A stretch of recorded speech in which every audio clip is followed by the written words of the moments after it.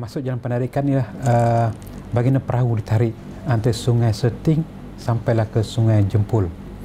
Jalan penarikan ini sekitar 0.6 km, dua sungai yang terpisah oleh daratan.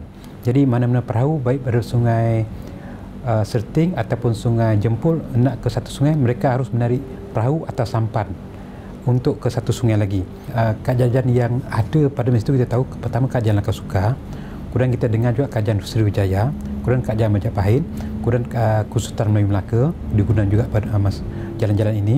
Dan kita pun pernah mendengar, tapi ini cerita rakyat lah, satu legenda, iaitu Hang Tuah melarikan Tun Teja. Jadi dikaitkan juga dengan jalan penarikan. Tapi zaman British, semasa nak kilau menentang British, ini laluan dia untuk dia ke Pahang dan ke Negeri Sembilan. Beliau menggunakan dua pahlawan dan juga pengikutnya untuk menentang British di Pahang. Jadi inilah laluan utama dia. Kemudian antara permintaan-permintaan kita tahu mungkin rempah-rempah, kemudian emas ataupun senjata-senjata. Kemudian untuk tentera kita tahu pastilah mengangkut keperluan ketenteraan. Seperti itu bala tentera siap pastilah buat kapal-kapal besar. Kemudian keperluan peralatan berdil dan senjata-senjata dia. Kemudian bukan saja dari segi perdagangan, kalau kita tengok tadi dari segi keperluan perhubungan pemerintah dengan pemerintah. Jadi pastilah membawa utusan, membawa maklumat, membawa berita. Jadi selain pada itu, selain perdagangan, hubungan diplomatik antara pemerintah-pemerintah yang ada, kita juga dengar dari segi hubungan sosial, sosial masyarakat pada itu. Pastilah hubungan kekeluargaan menggunakan ini juga. Penduduk setempat, mereka lebih gunakan perahu panjang ataupun perahu jalur yang dibuat daripada sebatang pohon. Itu mungkin untuk kegunaan keluarga, untuk bawa dalam maksimal mungkin 5-6 orang. Kita tengok perahu-perahu tu masih ada sampai hari ini. Perahu yang dibuat daripada kayu, berbau. Satu perhubungan ataupun penghulu ataupun pemimpin masyarakat, mungkin ada 2-3 perahu pengiring, perahu atau sampan yang lebih besar yang dibuat lebih cantik, lebih tahan lama dan sesuai dengan darjat seseorang itu.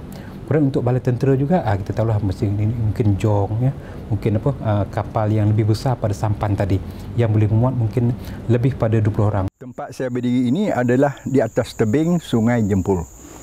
Tebing ni agak tinggi. Manakala di sebelah kiri sana itu tanahnya adalah landai ataupun rendah. Di situlah bermulanya penarikan. Kapal besar tu berlabuh di sini yang dia tarik membawa orang dan muatan ke pangkalan Sungai Serting, lebih kurang 600 meter daripada sini. Iaitu melalui sekarang ni, melalui kawasan perumahan, melalui kawasan perkuburan dan melalui sudut Istana Tengku Puan Cik ataupun Istana Tengku Muda Serting. Jadi jalan penarikan ini sebenarnya jalan ringkas, jalan yang paling pendek lah. Kalau tidak, ia terpaksa mengikut Selat Melaka, pergi ke Selat Teberau, kemudian ikut naik balik ke Laut Cina Selatan dan jauh. Dulu sungai itu memang dalam. Contohnya ambil Sungai Serting aja lah kan.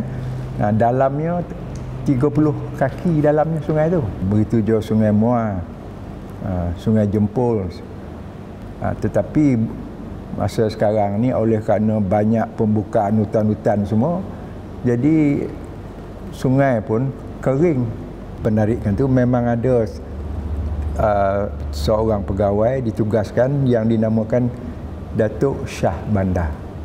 Dan perjawatan itu dijadikan gelaran pesaka sehingga ke hari ini. Bila British datang, jadi British yang mentadbir. Mengikut cita rasa dia lah, tidak ada lagi lah Shah Bandar yang berkuasa mengutip cukai.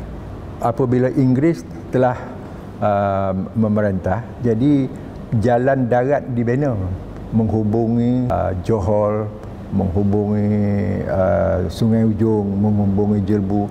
Sejak itulah ia tidak lagi beberapa berfungsi. Jadi kalau kapal-kapal dagang itu selain daripada anak kapal itu sendiri, ia juga mengupah orang-orang kampung, orang-orang tempatan menarik perahu tu, dan upahnya saya dengarlah cuma garam, gambir, temakau, bahan-bahan macam itulah. Duit memang tak ada. Masa tu belum ada duit lagi. Menariknya dia kata tu memang secara kerja yang secara bergotong royong lah. Sebab beramai-ramai menarik kan. Apatah lagi kalau perahu tu muatannya berat. Cuma ada yang mengatakan kayu-kayu tu dibuat sebagai landasan lah untuk memudahkan menarik perahu-perahu tu. Jadi jalan penarik ini saya yakin dan percaya lebih 100 tahun tidak lagi diguna pakai dan tidak lagi dikenali umum lah oleh masyarakat setempat, apatah lagi masyarakat luar.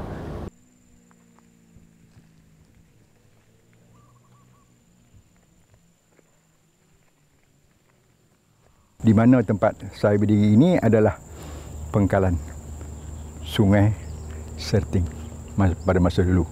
Tetapi malang sekali lah sungai ini amat-amat cetek dan amat-amat tidak berurus. Jadi apabila kita melawat tapak-tapak tu, kita berasa amat-amat sayu lah, duka cita lah. Tempat-tempat yang satu ketika dulu itu menjadi satu tempat yang begitu tersohor, terkenal kan, tetapi ia terbiar begitu saja. Penduduk asal hari ini pun mereka pun tak ada lagi dah bercerita mendengar penari ini. Kecuali orang tu yang berusia 70-an, 60-an itu sajalah. Yang bawah-bawah ni, kalau hari ini kita istilahkan generasi Y ni, memang mereka memang tak tahu langsung lah. Jalan penarikan ini sebenarnya timbul hasil daripada penyelidikan yang dibuat oleh Allahyarham Profesor Nur Hadim, ya, dan beliau telah mengkaji tentang kepentingan jalan penarikan ini. Sebelum itu sejarah penarikan ini hanya tersebar dari mulut ke mulut. Artikel itu ditulis kira-kira dalam tahun 1989 tak salah saya, ya, dah berapa tahun dah sekarang ini, ya. Jalan penarikan ini merupakan jalan perhubungan penting, ya, di tanah Melayu pada masa dulu yang menghubungkan antara pantai barat Semenanjung dengan pantai timur tanah Melayu. Apabila berlaku pertempuran menentang Inggeris, diketuai oleh Mat Kilau, jadi pahlawan-pahlawan dari Negeri Sembilan ini juga tolong membantu. Macam Datuk Panglima Jempol ni turut membantu menghantar tentera melalui jalan penarikan ini, membantu Mat Kilau. Apabila melihat keadaan yang tidak begitu terurus, terutama sekali di kawasan sekitar Kuala Sungai Jempol dan juga di sekitar keadaan Sungai Serting, ya, saya berasa begitu sedih lah, ya, kerana jalan yang begitu tersohor, ya, pada satu ketika dahulu terkenal di peringkat antarabangsa, ya, dan menjadi daya tarikan para pengkaji sejarah pada masa dulu, terbiar begitu saja, ya. Dan terutama sekali walaupun keadaan tu masing-masing menyedari, faham tentang kewujudan jalan penarikan ini, tapi tidak ada sesuatu pun usaha yang dibuat, dan seolah-olah pihak yang bertanggungjawab tidak tahu benda yang itu wujud, ya. Inilah yang menyedihkan. Saya rasa tidak ada lagi masyarakat asli yang mengingati, baik masyarakat asli maupun masyarakat tempatan yang mengingati jalan penarikan ini, ya. Tak ada lagi lah. Mereka menggunakan sungai itu hari ini sebagai tempat memancing, tempat menangkap ikan, itu saja. Mereka memang tak ada sejarah. Sebab itulah kita perlu sangat-sangat, ya, untuk menubuhkan satu mercu tanda ataupun memberi satu gambaran yang jelas kepada generasi yang gini.